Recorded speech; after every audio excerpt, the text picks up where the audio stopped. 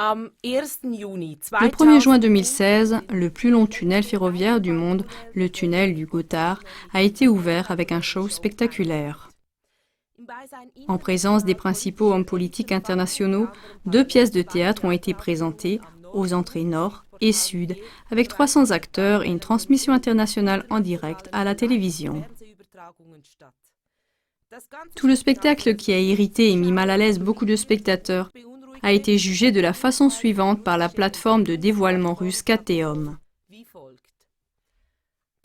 Les images sataniques et sodomiques montrent le goût artistique et religieux de l'élite globaliste.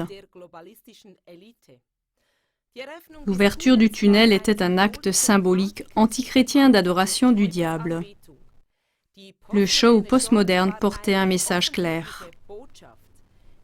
La présence des chefs d'État européens joue un rôle important. En clair, celui qui compare les cérémonies du Gothard avec d'anciennes images des rituels sataniques, décrites dans la littérature occulte, doit donner raison à l'observateur russe de Kateom. Ainsi, par exemple, ont été célébrées des pratiques diaboliques et ténébreuses allant jusqu'à un acte sexuel entre l'homme et le bouc nommé Baphomet. Devant ce rituel satanique, célébré ouvertement, beaucoup se posent la question suivante. Quel est le but de cela? Et qui se cache derrière? Qui sont les complices de cette mise en scène? CLA TV a fait des recherches sur cette question. Le metteur en scène principal est le régisseur allemand et ancien directeur du théâtre Neumarkt de Zurich, Volker Hesse. Le chasseur de sectes suisse, Georg Otto Schmidt, a joué le rôle de défendre ce rituel contesté, au lieu de suivre son devoir de protéger le public contre un tel satanisme. Quiconque s'est levé contre ce rituel de Baphomet, qu'on prétend provenir d'anciennes légendes du Gothard, était directement stigmatisé impitoyablement par Georg Otto Schmidt et ses collaborateurs comme étant des fondamentalistes chrétiens et des théoriciens de conspiration. Moritz Leuenberger, également, ancien parlementaire du Parti socialiste, s'est mis publiquement du côté de Hesse. Il ne trouve que des éloges pour la fête d'ouverture du régisseur dramaturge. Il a beaucoup apprécié la mise en scène baroque pleine de force, qui était, à certains moments, un peu grossière. Tout ce spectacle a été financé par l'État avec 9 millions de francs suisses. De l'argent de l'État, ce qui veut dire l'argent des impôts. 5 millions de francs suisses ont été investis dans l'événement qui comporte aussi les actions artistiques devant les entrées nord et sud sous la direction de Volker Hesse. D'autres sponsors majeurs étaient le SBB, Chemin de fer suisse, et le Crédit Suisse. À ce sujet, il est important de suivre les traces du Crédit Suisse, car elles peuvent donner des explications sur qui se tient derrière la promotion des rituels sataniques en public. Le Crédit Suisse a déjà une fois soutenu Volker Hesse. Une personne intéressante travaille au Crédit Suisse. Le franco-ivoirien Tidjane Thiam.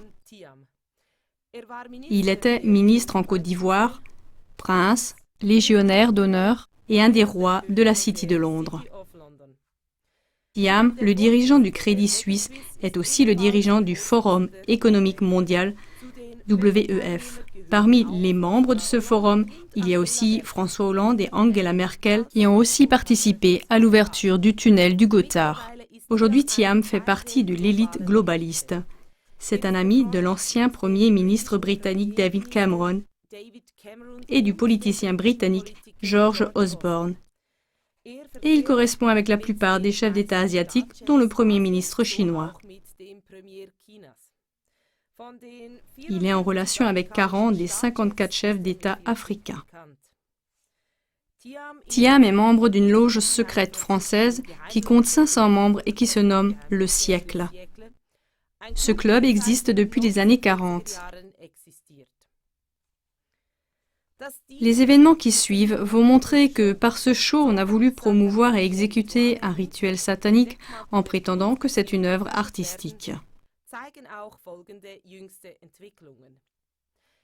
En effet, il n'y a même pas 3 mois, les pratiques vaudou de l'artiste suisse-allemand Philippe Roux ont amené plus de 800 000 malédictions par Internet contre le politicien et éditeur suisse Roger Köppel. Vous trouverez les détails dans l'émission de CLA TV en allemand, la satire Piège mortel. De la même manière, la pièce de théâtre Fear, qui appelle à la violence du metteur en scène Falk Richter, a amené à des incendies criminels visant des hommes politiques de droite. CLA TV a fait une émission en allemand sur ce sujet sous le titre « La justice base le jugement politique sur la liberté artistique ». Étant donné que les pratiques sataniques dissimulées en pratiques artistiques augmentent, on doit se dire qu'on essaye intentionnellement d'habituer le public à cela. Mais qui a l'ambition de faire quelque chose d'aussi abominable? Beaucoup de citoyens se posent la question. Des gens comme le metteur en scène de théâtre Volker Hesse, l'expert de secte Georg Otto Schmidt et le dirigeant du Crédit Suisse Tidjane Thiam ont-ils eux-mêmes quelque chose à voir avec de tels rituels sataniques? Pour mettre en scène, sponsoriser et apprécier de pareilles choses? Si vous avez plus d'informations, veuillez les transmettre à la rédaction de CLA TV. Merci pour tous vos éclaircissements. Danke für jede erhellende Zusammenarbeit.